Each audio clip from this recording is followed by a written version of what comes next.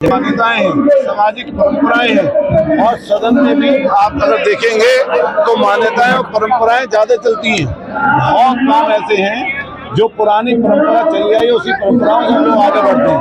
और जो पूर्व के लोग थे, हमारे जो बड़े लोग थे, उन्होंने कुछ सोच समझ के कुछ चीजें बनाई हैं। तो जो सोच समझ के चीजें बनाई हैं उनको कहीं ना कहीं हम लोगों को समझना और जानना चाहिए। रूढ़िवादी तरीके के हम लोग पक्ष में नहीं है। रूढ़िवादी हम पूरी सोच नहीं रखना चाहते, ना आने वाले समय पर देना चाहते, लेकिन इतने हम लोग पाश्चात्य संस्कृति में भी जाना नहीं चाहते।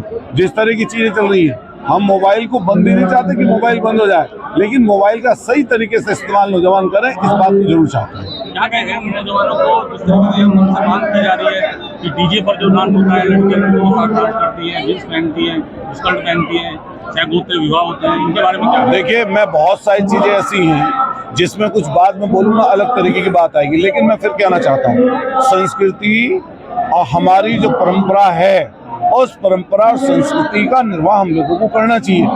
और घर में बेटा हो बेटी हो, हमारे लिए सब एक समान है, लेकिन सबका एक अपना दायरा है।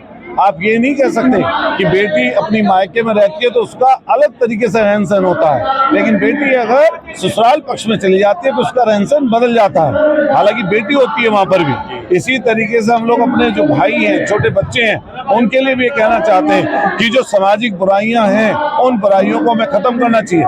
मैं नशे के ऊपर बोलता हूँ, मैं आज भी नशे के ऊपर बोल रहा हूँ, और सरकार को भी सोचना चाहिए कि हर गांव में ठेका खोलना बंद करे।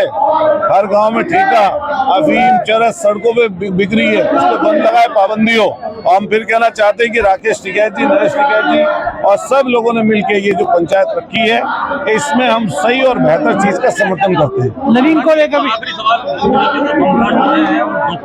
पैसा जो पकड़ा जा रहा है, क्या कहेंगे? कोई ऐसी गतिविधि हो जिसमें हमारे देश पे अगर कोई किसी तरह का प्रश्न चिन्ह उठाए, किसी तरह की बात हमारे देश के लिए, हम उसके खिलाफ हैं। और कोई भी किसी को भी परमिशन नहीं हो सकती कि कोई लोगों की जान से खेले।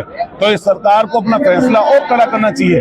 11-12 साल सरकार को बीत चुके हैं, सरकार ये कहकर नहीं छूट सकती कि हम लोग कर रहे हैं कुछ कार्रवाई, हम लोगों ने इतना RDX पकड़ लिया, हमने इतना अमोनियम पकड़ लिया, या हमने क्या घटना घट गई।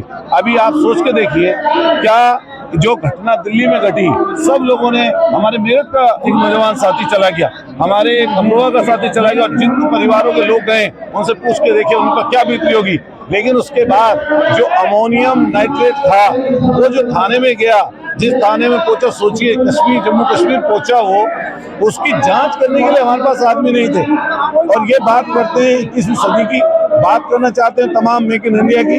आप बताइए, 10 लोगों की मौत का जिम्मेदार थाने का कौन है? जहां आतंकवादी गतिविधि हुई उसके खिलाफ कठोर कदम सरकार को उठाना चाहिए। वहीं थाने में जो घटना घटी है, आपके पास एक बम निरोधक दस्ता नहीं था, जो खतरनाक वहां पर जो चीजें पकड़ी गई, जो अमोनियम नाइट्रेट या जो RDX जो भी चीज पकड़ी गई, क्या उसको देखने के लिए, समझने जानने के लिए आपके पास कोई चीज थी? क्या 10 लोगों की जान चली गई, इंस्पेक्टर चला गया, कई हमारे जवान चले गए उसमें? तो हम लोग फिर कहना चाहते हैं कि सरकार को सोचना और समझना चाहिए, और कई चीजें ऐसी हैं जो यहाँ से निकल के जाएंगी, हम लोग उनका सही चीजों का समर्थन करें।